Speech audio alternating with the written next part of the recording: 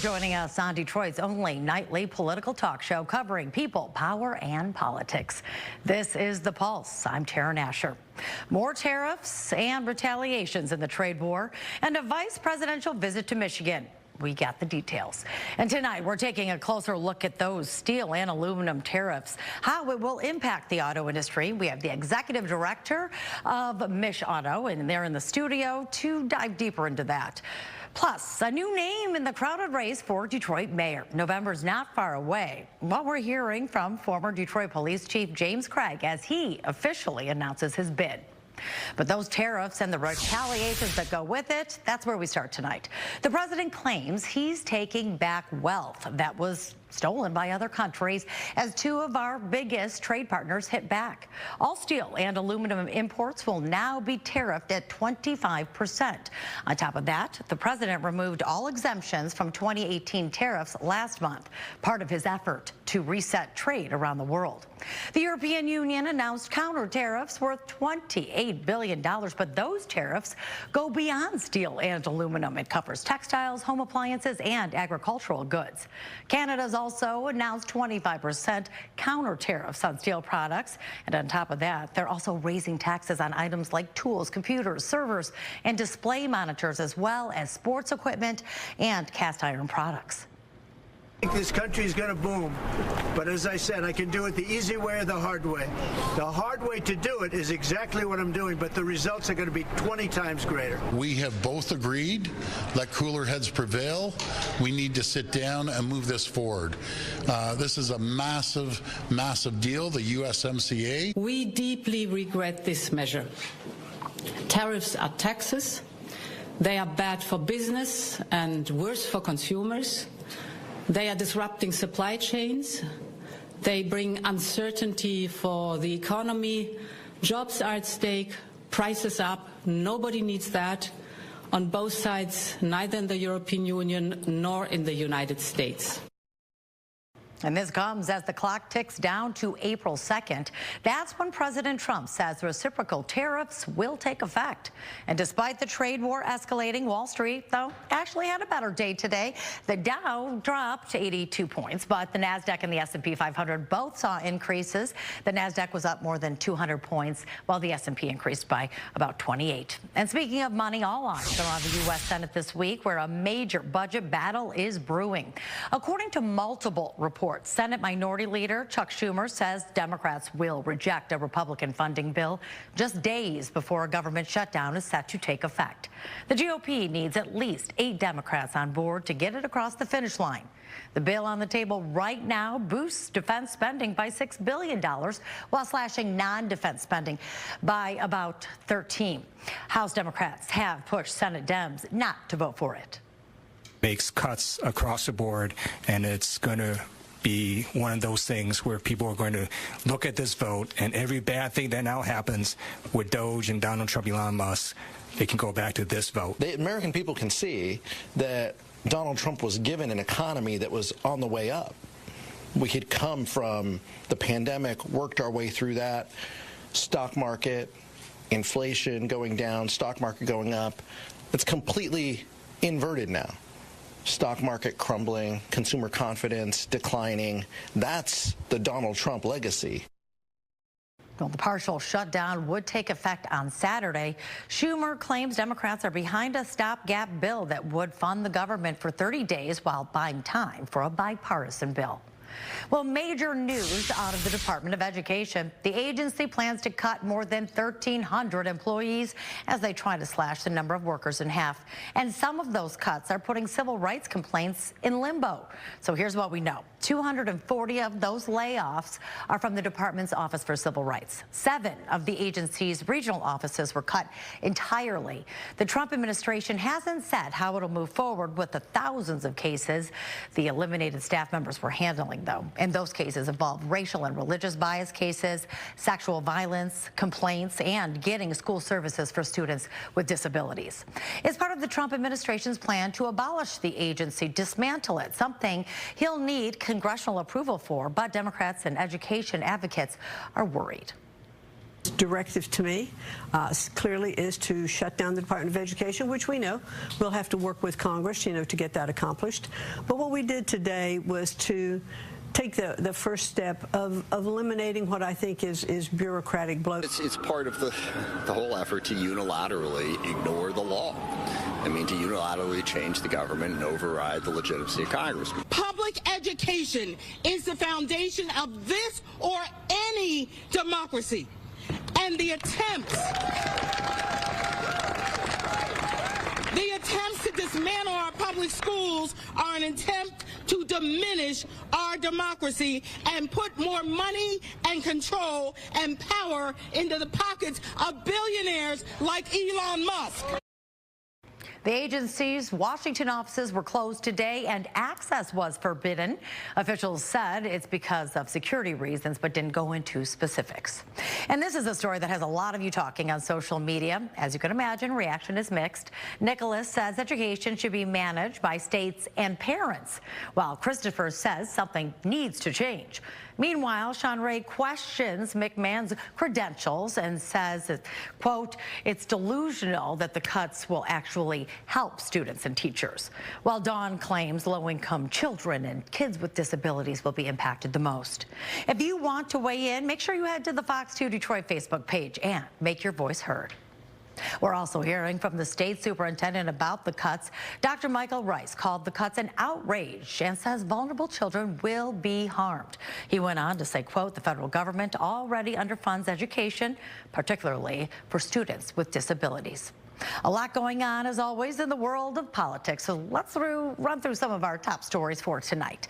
More drama at the gutted U.S. Agency for International Development. A union representing contractors there is asking a federal judge to step in after staffers were ordered to burn and shred agency records. The email thanked workers for helping clear classified safes and personnel documents and told them to shred as much as they can before stuffing documents into burn bags if demand on the shredder is too much. Classified documents and federal records are closely regulated, and people who improperly handle or dispose of them can face charges. And turning to housing and urban development, where the Trump administration's halting a program that helps preserve affordable housing. The $1 billion program is intended to make energy efficient improvements, but it gives affordable housing owners who need basic improvements like heating and cooling systems, roof replacements, or replacing windows or insulation. An international document shows the program's elimination was ordered by the Department of, Government Efficiency. And Vice President J.D. Vance will be making his first visit to Michigan since he and President Trump took over the White House this week. Vance and Small Business Administrator Kelly Loeffler will be in Bay City this Friday, touring Advantage Plastics, a manufacturing company. The administration hasn't said what time that visit is taking place, but we know Vance and Loeffler will give remarks after the tour. And of course, as we mentioned earlier, another new face in the race for Detroit mayor, and it is a familiar one. Former Detroit Police Chief James Craig. We told you last week the announcement was coming, and now it's official. Craig tried running for governor back in 2022, but signature issues disqualified him from the primary ballot. He then ran as a Republican in both races, and that was the Senate race as well. His conservative values, he says, are still there. He discussed his goals for the city and message for voters.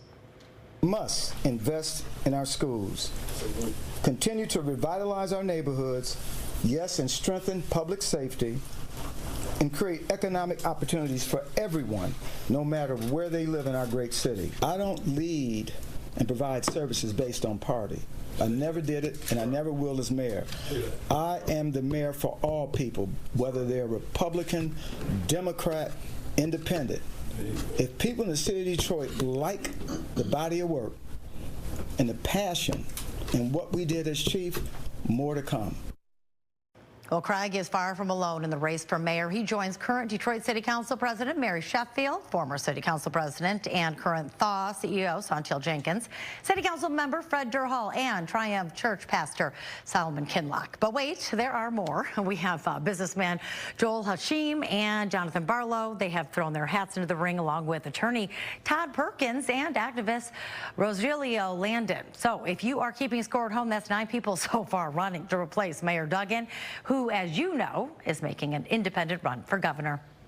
Well, straight ahead on the Pulse, we're talking about the impact of those steel and aluminum tariffs and the escalating trade war involving the U.S.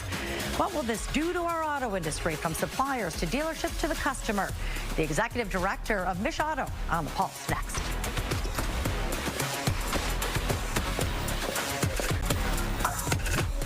All right, back now on the Pulse, looking at all things people, power, and politics. And joining us to talk about that impact on the steel and aluminum tariffs, how much of it could have on the auto industry, Mish Auto Executive Director and Detroit Regional Chamber VP of Automotive and Mobility Initiatives, Glenn Stevens Jr. That's quite a title. Yes.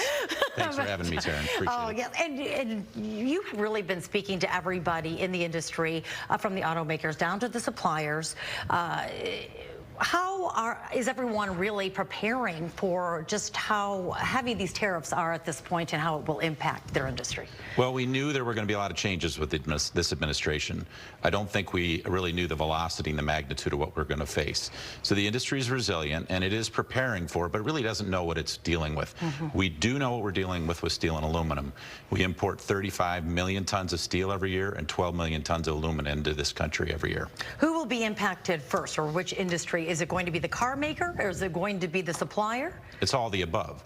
Anyone who uses those products in downstream products in a car, a part for a vehicle, is a downstream part. So they're going to have higher import cost if they're importing that product. And I guess it's a good thing that we didn't see Trump double down and make it a 50% tariff on the aluminum and the steel, because that could have been very detrimental to the industry, especially here in Michigan. We have a few things going on. We have the Canada and Mexico tariffs, China tariffs, steel and aluminum, reciprocals, and maybe even tariffs on all imported vehicles. So there is a lot going on right now. How quickly will we start to see, or how soon will we see it as the consumer when it affects our car prices? Eventually, it could do that. Each 30,000 parts come together to make a vehicle. And if they're imported parts or imported material, there's going to be a 25% premium on them related to steel and aluminum. That can stack up. And there have been projections anywhere from 3,000 to 4,000 all the way to 10,000 that it could affect the sticker price.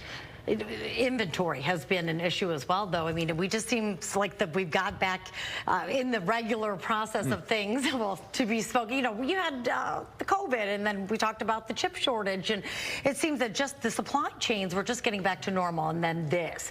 So do people, the car dealers, let's say, do the automakers, do they have a lot of inventory at this point? It depends on the product, and they try to keep lean. Out of 2008 and 9, when we had all the bankruptcies, these companies are run in very disciplined manner, so they try not to stack up inventory or put incentives on them, but you can't plan for something like this. Should we plan for potential layoffs? If demand is impacted by production being down because the sticker price of a vehicle goes up, that's going to impact things. If there's a problem in a supplier because they've got a financial problem because of the tariff input costs, that could cause a problem. So, yeah, we're watching jobs very closely in Michigan and across the supply chain. And that's obviously an issue, because then it's also the consumer. If they're laid off, they're not going to be buying cars, and it really does have a ripple effect. It does. It really does. And so at the low end on the supply chain and at the high end in the consumer in the showroom, we could feel a pinch in different places. And you said you've known that potentially these tariffs were coming, maybe not to this degree. When you see our president really trying to go big with these tariffs, do you think it's more of a negotiation or potentially a scare tactic to get some of these companies to come back here? Or do you think that this is something that we could see drag out for quite some time? Well, we have a couple things going on. We have the border security with the Mexico and Canada tariffs. No one would argue with border security being stronger. But we do have, it's a stated goal to boost American manufacturing. In the case of steel, the steel industry is not operating at a very high capacity utilization right now in this country. Is there any talk of any more companies moving here at this point? Well, it takes time. Let's just talk about the auto industry. You don't move production overnight. There's a long process, and there's capital required. So it's It's a long-term planning type of industry. It doesn't do well with wild swings. Yeah, what does the uncertainty do for the industry? Well, it delays capital expenses, it delays decisions on hiring, it delays, because you need to have certainty when any business needs that. And so that's a problem right now. And do you anticipate see more aggressive moves with this trade war? And if so, who's going to win? Well, it's going both ways right now, and we don't want the consumer and we don't want, Michigan workers to get caught in the middle. That's the concern. So hopefully calmer heads will prevail and we'll reopen the USMCA trade agreement and move in that way. In the meantime, though, Mich Otto, when you go around from place to place, what are you trying to do or communicate or do to assist some of these companies? So what we can do is listen to the pain points, and I've been in many suppliers just in the last couple of weeks. It's my job to protect, retain, and grow this industry here with our team. What we do is we communicate that to Lansing and we communicate that to DC, so the administration understands the complexity and the pinch points the industry has. And hopefully that they will make decisions based on that as well. That's our hope. All right, thank you so much for joining us. A lot of good information there. We appreciate it. Thank you. And we have a lot more to dive into involving the Trump administration, college funding threatened over accusations of anti-Semitism on campus, and attempts to shut down federal agencies. We're diving into it all the changes in 3 minutes. Well, as people, power, and politics, welcome back to Detroit's only nightly political talk show. And joining us to talk about everything from the Trump administration's warning to colleges over anti-Semitism on campus to the dismantling of federal agencies, Oakland University Political Science Chair Peter Trumbore and Oakland County Republican Party Executive Board Member Aaron Tobin. And we're happy you're both here to give us a little bit of, well, some of your thoughts on really what's going on. And we can't help but say it's rapidly changing by the hour. It feels like not even just the day anymore. But today we're hearing more. There's been an investigation into some of these colleges about anti-Semitism and things. But now we're hearing President Trump saying, hey, if you're going to do this and threaten and create this hate and violence on campus against Jewish people, then we're going to take your money away. Is that going to be hard, though, for these colleges to be able to monitor, or is it something that they've really been turning a blind eye and should have been cracking down on before? At some level, I can't really speak to the policy decisions that any university is going to make, including my own. What I would say is that, to my mind, there's a very big difference between peacefully protesting the policies and the behaviors of the Israeli government and standing up for the rights of Palestinians and being anti-Semitic. And I think where we need to make sure we draw the line is in recognizing that the two things are not identical. Right? Well, if you have one, this freedom of speech, but this really comes down to, danger for a lot of people and the safety issue on the campuses. Many people have felt, and we heard McMahon say that as well today. I mean, Aaron, do you think that this is going to make a difference? Absolutely. Now they know that there's going to be repercussions for their actions. Khalil Muhammad, I think his name is, who was just arrested, and he will be deported. Mahmoud Khalil, yes, in Colombia. They just had a bunch of federal dollars taken away. In Colombia, so he organized students being terrorized, beaten, damaged buildings on campus, hundreds of thousands of dollars of damage. He aligned himself with Hamas, a terrorist organization by the United States, and he will be deported for it. But now Colombia, who did nothing and let the protesters say where Jews could walk and couldn't walk, and professors where they could go and they couldn't go, now they will know there are repercussions for their actions. Well, we know Khalil is fighting that and said that didn't happen exactly the way that it's being claimed. But when you were talking about federal dollars, get right into the Department of Education, and that, with those major cuts, it's decimating, not even, dismantling at this point. Thinking about the viewer comments that you read earlier in the show, I think there's some misconceptions about what the U.S. Department of Education does. I think there's some belief out there that the federal government dictates curriculum, for example, to the states and municipalities. Well, they don't, right. And they don't. That's not the Department of Education's job. The Department of Education primarily engages in some oversight. But oversight in terms of things like the kinds of civil rights issues that those offices are being closed.